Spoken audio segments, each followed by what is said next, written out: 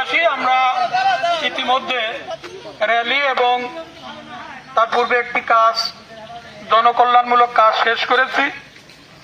তো আমরা আজকের এই র্যালি থেকে এটাই শিক্ষা গ্রহণ করব যে মাদককে না বলি। সবাই রাজি আছেন তো?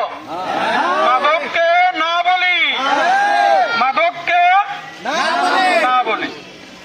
খুব তাড়াতাড়ি প্রশাসনের সহায়তায় আমরা গ্রামে একটি মাদক বিরোধী কমিটি গঠন করব, বুঝতে পারছেন?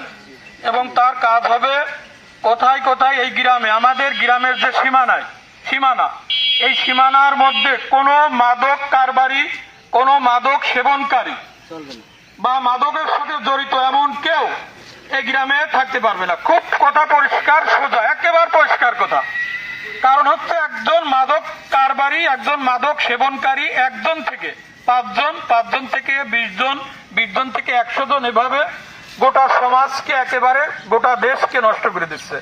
কাজেই আমরা এই মাদকের বিরুদ্ধে সোচ্চার হব, যেন কোনো ক্রমেই এই মাদক কারবারি, মাদক ব্যবসায়ী, মাদক সেবনকারী আমাদের গ্রামে প্রবেশ করতে না পারে। এ বিষয়ে আপনারা সজাগ দৃষ্টি রাখবেন। যাই হোক, এ পর্যায়ে আমি কিছু কথা বলার জন্য অনুরোধ করছি আমাদের মোদী চাচা যে কথা বলল, আমি তার সাথে সহমত পোষণ করছি।